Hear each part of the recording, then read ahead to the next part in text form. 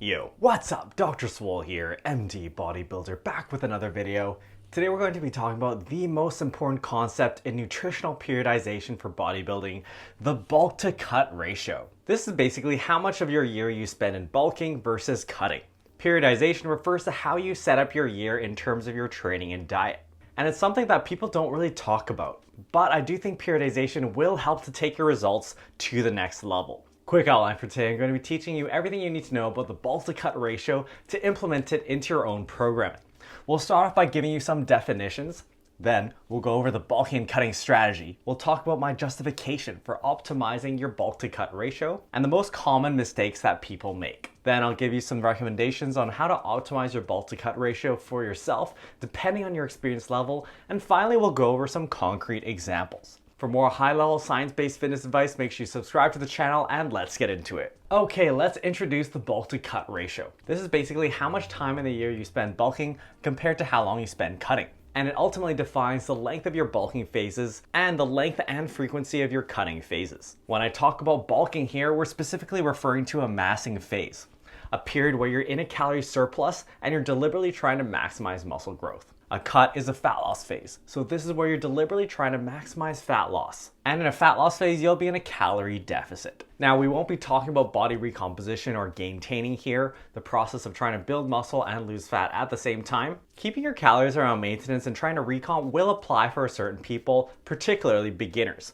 But as you become more advanced, you're going to want to move towards a bulking and cutting strategy for optimal results. The bulk to cut ratio is the most important concept in nutritional periodization for bodybuilding, and it does apply to people of all experience levels. If you spend 1 month cutting for every 2 months spent bulking, that's a 2-to-1 bulk to cut ratio. If you spend 5 months bulking for every 1 month of cutting, that's a 5-to-1 bulk to cut ratio. Let's talk about the bulking and cutting strategy. The idea behind bulking and cutting is that during your bulking phase, you're going to maximize your muscle growth and also put on some fat. During your fat loss phase, you will then lose the fat that you gained during your bulking phase while holding on to that hard-earned muscle or continuing to build muscle if you're able to. Then you rinse and repeat. Now, our bulking and cutting phases are constrained by the fact that there's an optimal body fat percentage. This varies depending on the individual, but for men, this lands somewhere around between 10 to 15%, and for women, somewhere around 18 to 25%.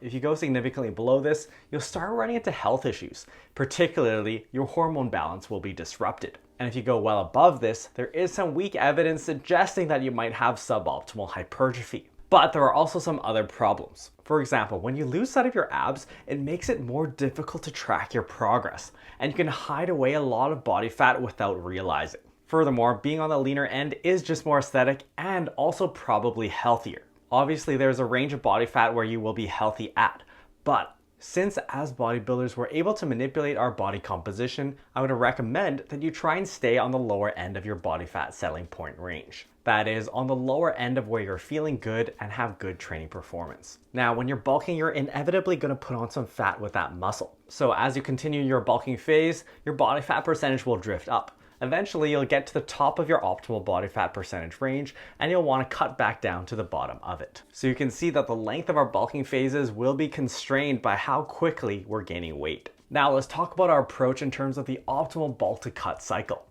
In terms of bulking, your goals are to maximize muscle growth while minimizing fat gain. Depending on your experience level, there's a certain maximum rate at which your body is able to build muscle. If you gain weight at a faster rate than this, any extra will just be fat. So you want to be bulking at a rate that captures all of those gains, but with minimal extra fat. In terms of cutting, the optimal fat loss phase will maximize fat loss while maintaining or building muscle. It's more difficult to build muscle than it is to lose fat. This is a key concept to grasp, and it becomes more applicable as you get more experienced. You're really shooting yourself in the foot if you lose muscle during a fat loss phase. And the good news is that it's very possible to lose just purely fat during your cutting phases. You should not be losing muscle during a fat loss phase unless you are a contest prep bodybuilder in their final stages or digging phase when you're really getting stage lean. Now, for those people who actually meet the criteria of being able to body recomp, that is build muscle and lose fat at the same time, you'll actually be able to build muscle during your fat loss phases, even though you're in a calorie deficit. So I want to point out here that there is some overlap between body recomposition and bulking and cutting. If you're a beginner, you can continue to build muscle during your fat loss phases. And in fact, if you're using a bulking and cutting approach, you'll probably actually get your results faster. Okay, let's talk about our reasoning for how we're going to optimize our bulk to cut ratio and some pitfalls. A key point I want you guys to understand today is that you want to maximize your productive bulking time. As we said, building muscle is harder than losing fat, and you really build muscle during your bulking phases. One of the key driving forces behind the bulking and cutting strategy is that being in a calorie surplus is very friendly for hypertrophy. Having the extra calories around really helps to signal your body to build muscle and gives it the building blocks to do so. For beginners, you might be able to build muscle even though you're in a calorie deficit, but you will be significantly less efficient at doing so, and for more advanced athletes, it might not be possible. Let's talk about some common mistakes when it comes to bulking and cutting. A lot of people make the mistake of having their bulks too short. You can think about building muscle tissue like building a skyscraper. It takes time for your body to lay the foundations, set up scaffolding, and put everything together. People talk about this concept of bulking momentum. There is also going to be an issue of tracking. When you start a bulk, there are going to be some shifts in water weight that will cloud your measurements, and it usually takes people a few weeks to really get into the groove of hitting the right amount of calories and targeting that ideal rate of weight gain. So I usually recommend that people have their bulks last for at least about 3 months. Next, the other mistake I see people making is having their cuts too long. As we said, being in a calorie deficit is an unfavorable place for hypertrophy. Plus, it just sucks having to diet. So you really want to be keeping your fat loss phases as short as possible in order to get from the top of your optimal body fat percentage range to the bottom of it. Alright, let's put everything together to give you guys some recommendations. In general, I recommend that you aim to maximize your bulk to cut ratio. This is the central concept of the video. Assuming that you're not losing muscle during your fat loss phases, having a higher bulk to cut ratio means you're being more efficient. Ultimately, this comes down to a question of time efficiency. I want to help you get to your ideal physique as quickly as possible, and understanding how to periodize properly for hypertrophy will help you do so. As we said, bulking is most favorable for muscle growth, and it's harder to build muscle than it is to lose fat. A beginner might be able to put on muscle pretty quickly, but an advanced athlete might even take years to just put on a couple of pounds of lean tissue. Now, in terms of actual numbers, I recommend that your bulk to cut ratio be at least 4:1. So what that means is you should spend at least 4 months bulking for every 1 month spent cutting.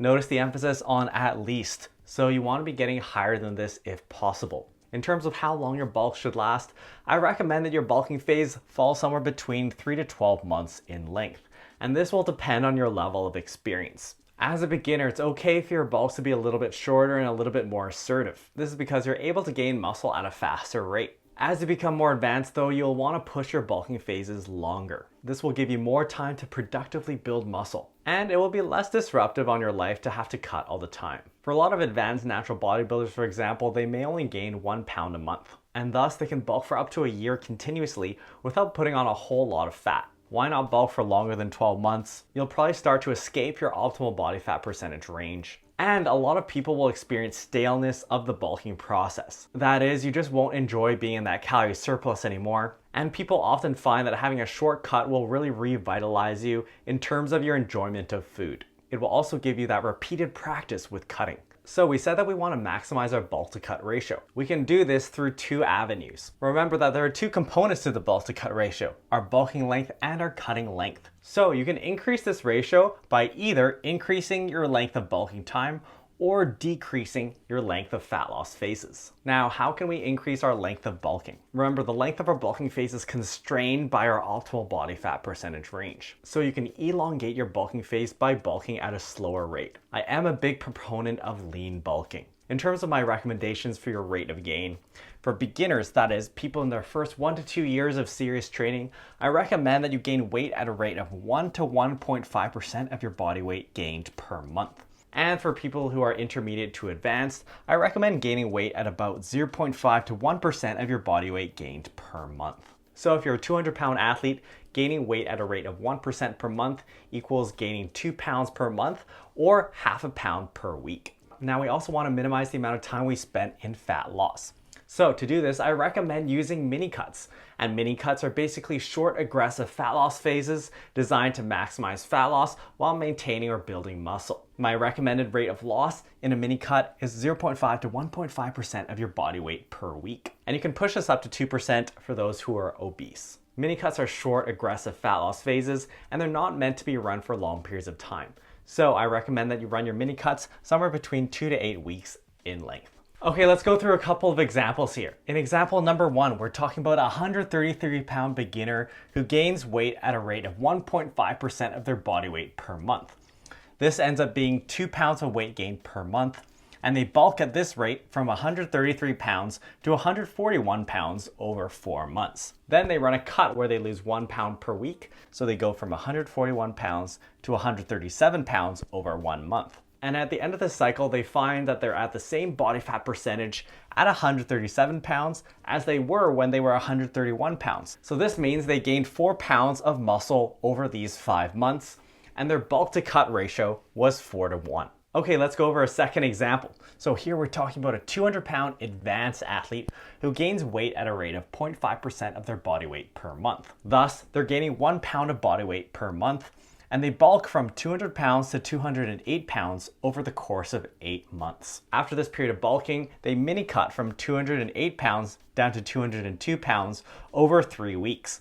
So they're losing 2 pounds per week. And at the end of the cycle, they see that they're at the same body fat percentage at 202 pounds as they were when they were 200 pounds.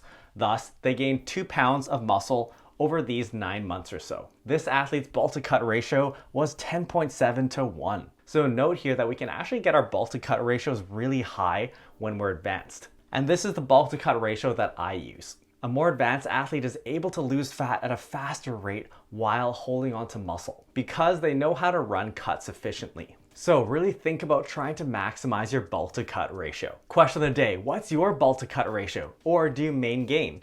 Let me know in the comments below. If you want to optimize your fat loss phases or achieve body recomposition, check out my book where I give you a step-by-step process for optimizing your nutrition. To learn more about how to lean bulk properly, check out this video where I go into depth. If you're getting value from this channel, make sure you subscribe and share the channel with your fitness friends so they can benefit from it too. See you next time.